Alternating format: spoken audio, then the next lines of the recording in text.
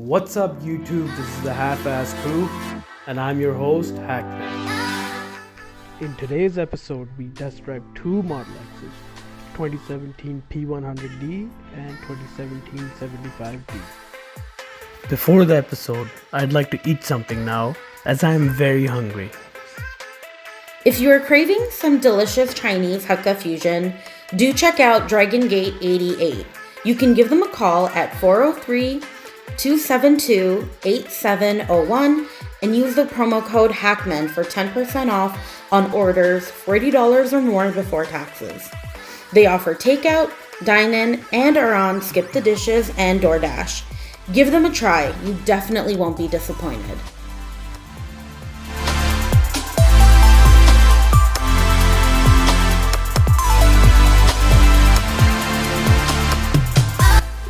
Alright guys, we have 17 kilometers of charge left. Can we make it to the charging station? Let's find out. Alright.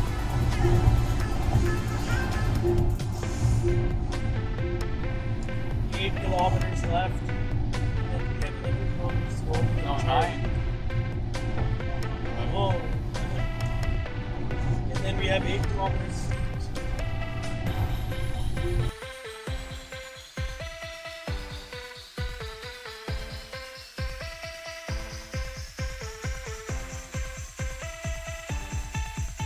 We made it to our supercharger. Car's charging somewhere in the back. There's like a charging station. There's other Teslas around. There's one over there.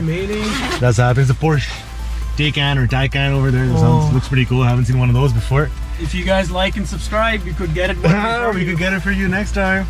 All right, so we made it here, so we're not as stressed anymore.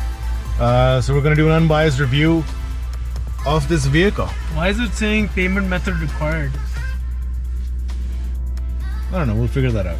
Wasn't it free, bro? Mm-hmm. We don't have money.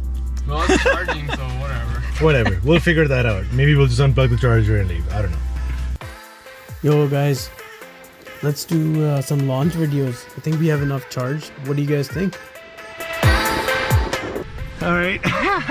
Oh, I got butterflies in my stomach. I'm gonna launch this Tesla right now. You guys ready? Ready? I'm ready. Fuck Yeah, let's go. Oh! Oh! Shit! Oh, you gotta be prepared for that.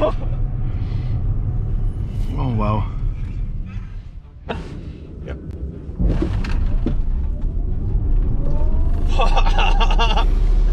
Holy shit, this thing's fast. We hit like 120 like that. That's less than 3 seconds for sure.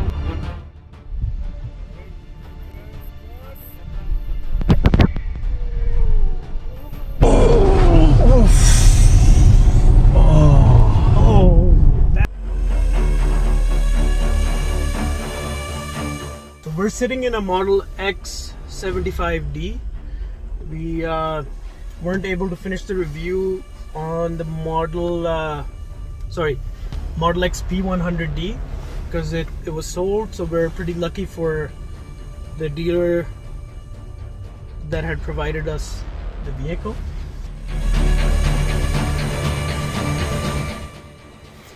Both the exterior and interior styling I find is personal preference. Some people will like it, some people won't. There's some things I love about it, some things I'm just not too sure about them, but they had to do something different and I think they've done a good job with that. And now we move into our performance segment. Before we move into the horsepower and torque figures, I just wanted to point out that the 75D has a 75 kilowatt hour battery pack, which gives you roughly 417 kilometers on a charge, and the P100D has a 100 kilowatt hour battery pack, which gives you 542 kilometers. Again, these are all estimated figures. We never got to drive both cars from full charge to 0%, so we can't really comment on that. Both the 75D and the P100D have an AC induction motor and a 1-speed transmission. Now moving on to my favorite section, which is the numbers.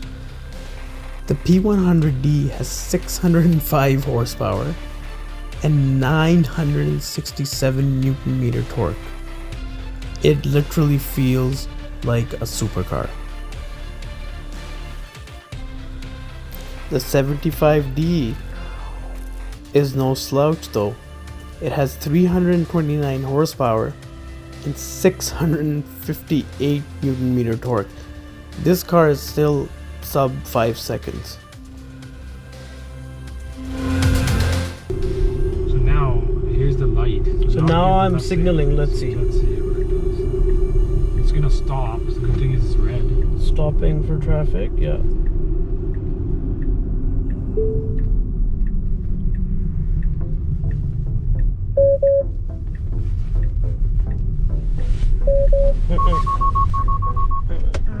I didn't do it.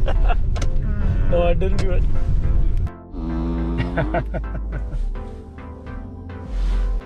Now let's move on to our segment, 5 things we like about the Tesla Model X.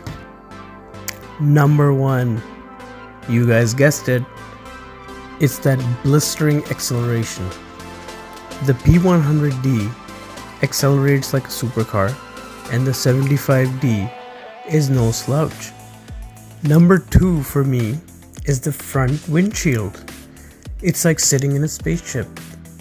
And who doesn't want to feel like an astronaut in a spaceship? Number 3, cup holder placement. The way they're set up, it's so easy to put a large bottle of water or an extra large coffee cup, coffee mug, whatever you prefer. It's never going to be in your way while you're driving. Another thing to add to that is the adjustable armrest, and there's 2 hidden cup holders underneath that as well. Number 4, and probably one of my best features in the Tesla, is the glove box locking. You can set a pin for your glove box, so if anyone tries to open the glove box, if they don't know the pin, that glove box is not opening. Number 5, the main screen quality and responsiveness is really good, especially the touchscreen. Most other manufacturers, I find their touchscreens are quite laggy and not as responsive, but Tesla has done a good job with theirs, and we never had a single issue while we were using the 75D or the P100D touchscreen. We'll use that main screen and move into our next segment now, which is 5 things we don't like about the Tesla. Number 1 is the control layout on that main screen as a driver. You really have to hunt for the controls because they're far down. And that just makes it a little more complicated and cumbersome because while you're driving, you want to look ahead and not look down. Number 2, regenerative braking. Every time you lift your foot off the gas, the car just feels like it's bogging down, but it's just the regenerative braking doing its thing. So better to just sit in the car first thing, set it on low. It's much better, it's less intrusive while you're driving. Number 3, autopilot. Initially I really liked it, but then we had a couple of fails and we realized that it's better not to really depend on that autopilot. The way it works is that it wants you to have your hand on the steering wheel every now and then for turning, merging, exiting, it just becomes more of a hassle than an aid. So I just put lane departure assist on most of my drive and then just drove it after, and just like a regular vehicle. Number 4, interior quality. I found the quality to be really subpar for a car that's really expensive.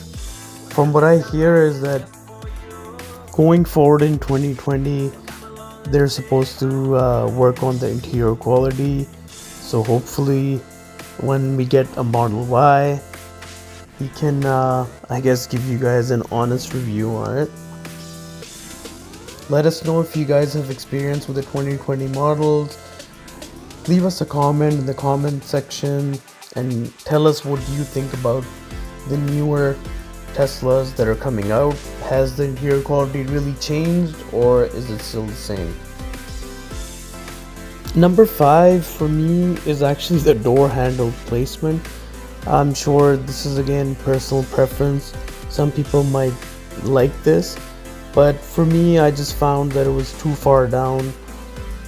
But as a neutral reviewer, I also see Tesla's point of view. They wanted something futuristic. Their design language was supposed to be different.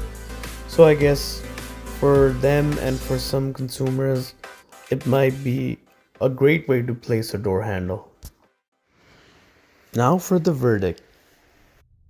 Is the P100D absolutely necessary over the 75D? I don't think so. Apart from those ludicrous launches in the P100D, I find the 75D to be the perfect balance of power and pricing. If I'm getting an SUV that's fast, I would just go for the 75D and save some money. Let us know what you guys think. Hope you guys enjoyed today's episode. See you guys next Wednesday for another review. Hakman out.